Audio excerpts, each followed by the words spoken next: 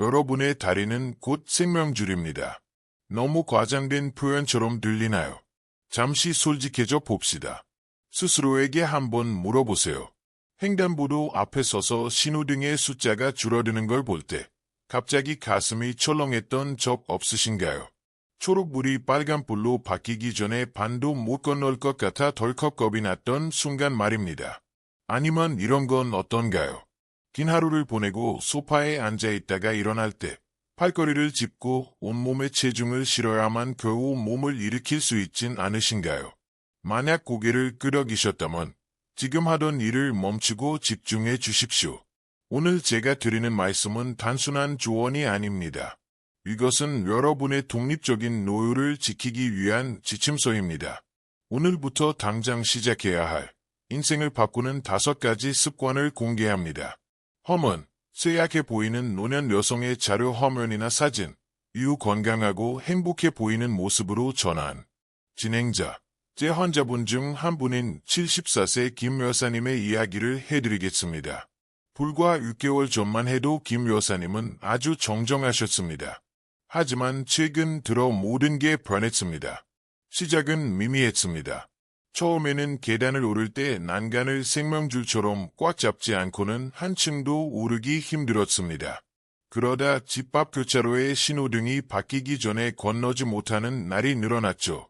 하지만 가장 큰 위험 신호, 즉 뭔가 잘못됐다는 걸 깨달은 순간은 바로 거실 소파에서 팔 힘을 빌리지 않고는 혼자 일어설 수 없게 되었을 때였습니다. 험은 화면으로 돌아온 진행자, 자신의 다리를 가리킴. 진행자, 진료실에서 검사해보니 결과는 충격적이었습니다.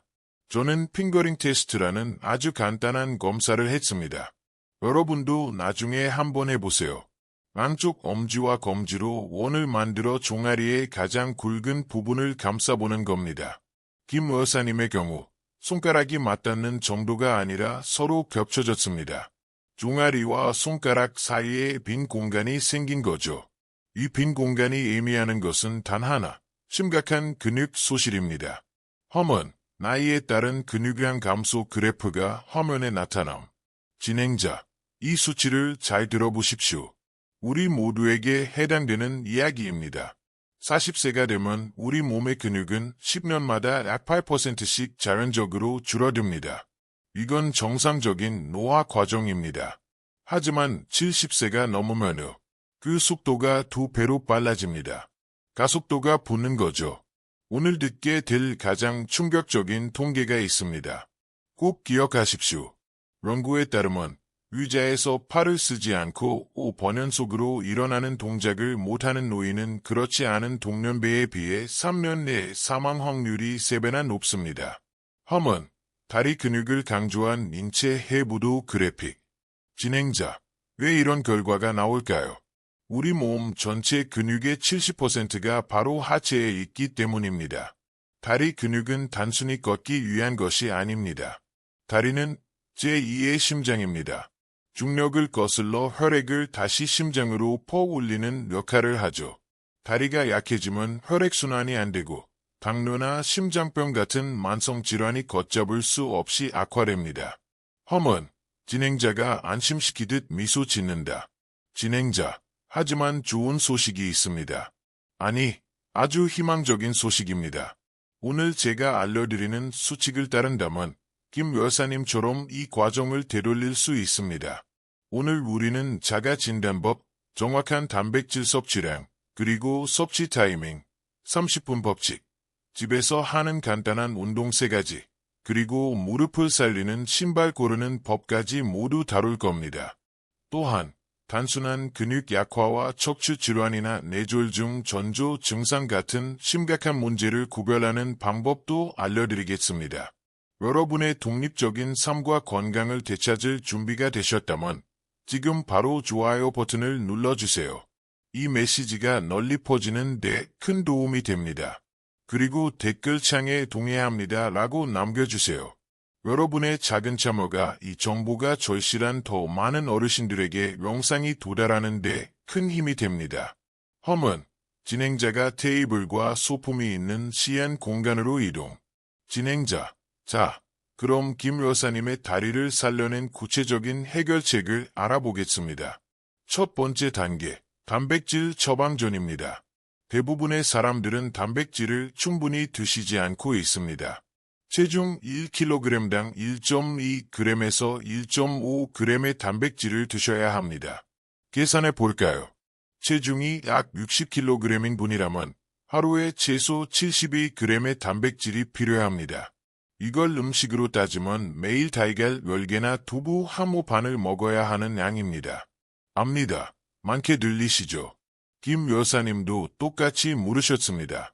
선생님, 왜 그렇게 많이 먹어야 하나요? 험은 젊은 근육 vs 노년 근육의 흡수율 차이를 보여주는 그래픽. 진행자, 과학적인 이유는 이렇습니다. 70대가 되면 우리 몸의 단백질 합성 저항성이라는 게 생깁니다. 마치 자동차 연비가 떨어지는 것과 같습니다. 젊은 사람은 단백질 50g을 먹으면 대부분 흡수해서 씁니다. 하지만 70대는 똑같이 50g을 먹어도 몸에서 30g밖에 못 씁니다. 효율이 떨어지니 섭취량을 늘려야 하는 거죠. 그리고 타이밍이 생명입니다. 아침 식사에 단백질을 집중해야 합니다. 근육 재생은 아침에 가장 활발합니다. 매일 아침 식탁에 달걀 2개, 두부 반모, 혹은 그릭 요거트를 반드시 올리십시오. 김 여사님은 이 말을 듣고 무릎을 치셨습니다. 고기 안 먹고 소식하는 게 건강한 줄 알았는데 내 근육을 굶기고 있었군요. 두 번째 단계, 5가지 위험 신호입니다. 지금 바로 체크해보세요. 솔직하게 답하셔야 합니다. 이 중 3가지 이상 해당된다면 여러분은 적신호 상태입니다. 계단을 오를 때 무조건 난간을 잡습니까? 의자에서 일어날 때 습관적으로 팔로 밀고 일어납니까? 횡단보도 신호가 바뀌기 전에 건너기가 버겁습니까? 걸을 때 발을 질질 끌거나 소리가 납니까? 한 발로 10초도 서 있지 못합니까? 만약 3개 이상 체크하셨다면 오늘 당장 행동하셔야 합니다. 내일이 아니라 오늘입니다. 세 번째 단계, 핑거링 테스트. 지금 같이 해봅시다. 편안하게 앉으세요. 양쪽 엄지와 검지로 원을 만드세요. 종아리의 가장 굵은 부분을 감싸십시오. 손가락이 닿지 않는다면 좋습니다. 근육이 있다는 뜻이니까요. 하지만 손가락과 다리 사이에 빈 공간이 남는다면 근감소증 고위험군입니다. 이게 왜 중요할까요? 기억하세요. 다리 근육은 포도당을 태워 혈당을 조절하고 혈액을 펌프질합니다. 근육이 없으면 혈전, 피떡이 생길 위험이 커집니다. 혈전이 폐로 가면 폐색전증, 뇌로 가면 뇌졸중입니다. 악한 다리는 심장병과 당뇨로 가는 지름길입니다. 이 내용이 도움이 되신다면 카카오톡이나 문자로 가족들에게 이 영상을 공유해 주세요. 오늘 누군가의 생명을 구할 수도 있습니다. 함은 진행자가 편안하게 의자에 앉아있음. 네 번째 단계, 30분 법칙. 이건 절대 타협할 수 없는 원칙입니다. 30분마다 무조건 1분은 서서 움직이십시오. 뉴스를 보든 신문을 읽든 스마트폰을 하든 타이머를 맞추세요. 1시간 이상 가만히 앉아있으면 다리 정맥의 혈류 속도가 급격히 떨어집니다. 피가 고이고 거기서 혈전이 만들어집니다. 앉아있는 것은 제2의 흡연입니다. 화장실에 가는 척이라도 물 한 잔 마시러 가더라도 무조건 일어나십시오. 그 1분이 혈액순환을 다시 돌리고 신진대사를 깨웁니다. 5번째 단계, 헬스장 필요 없는 운동 3종 세트. 비싼 헬스장 필요 없습니다. 의자 하나와 딱 5분이면 됩니다. 운동 1. 침대 기상운동, 발목 돌리기. 아침에 침대에서 내려오기 전에 침대 끝에 앉아 발목을 돌려주세요. 시계 방향으로 10번, 반시계 방향으로 10번. 이 간단한 동작이 밤새 다리에 고여있던 피를 깨우고 순환의 스위치를 켭니다. 운동 2. 의자 잡고 스쿼트. 낮에는 튼튼한 의자 등받이를 잡으세요. 뒤에 의자가 있다고 생각하고 천천히 엉덩이를 뒤로 빼며 앉았다가 일어나세요. 10번 반복합니다. 무릎이 발끝보다 앞으로 나가지 않게 하고 엉덩이를 뒤로 빼세요. 소파에서 일어날 때 필요한 허벅지와 엉덩이 근육을 정확히 키워줍니다. 운동 3. 까치발 들기. 저녁 식사 후 다시 의자를 잡으세요. 발 뒤꿈치를 높게 들어 올렸다가 천천히 내리세요. 20번 하세요. 종아리에 있는 제2의 심장을 튼튼하게 만듭니다. 총 시간은 하루 15분도 안 걸립니다. 80세에도 근육은 만들어집니다. 늦었다는 말은 믿지 마세요. 6번째 단계, 신발 교체. 발을 보세요. 혹시 푹신하고 말랑말랑한 슬리퍼를 신고 계신가요? 당장 갖다 버리세요. 우리는 푹신한 게 편하다고 생각하지만 지나치게 푹신한 쿠션은 불안정합니다. 발의 아치를 무너뜨리고 그 충격으로 무릎이 뒤틀리며 런구를 닳게 합니다. 지지력이 필요합니다. 신발은 신는 약기라고 생각하세요. 발 뒤꿈치를 단단하게 잡아주고 아치를 받쳐주는 신발만 신어도 무릎 통증을 절반으로 줄일 수 있습니다. 참, 체중 이야기도 잠깐 할게요. 체중이 1kg 늘면 무릎이 받는 하중은 4kg 늘어납니다. 딱 5kg만 빼도 무릎 통증이 50% 줄어듭니다. 험은 진행자가 카메라 가까이 몸을 기울이며 진지하고 주의를 주는 어조로 바뀜. 진행자, 자, 여기서 아주 중요한 의학적 경고를 드려야겠습니다. 다리에 힘이 없는 게 근육 문제가 아니라 신경이나 혈관 문제일 때가 있습니다. 이걸 구별하지 못하면 큰일 납니다. 첫째, 척추관 협착증. 걷다가 다리가 터질 듯이 아프고 저린데 쭈그리고 앉거나 쉬면 씻은 듯이 나는다면 이건 근육이 아니라 척추 문제입니다. 스쿼트가 아니라 정형외과 검사가 필요합니다.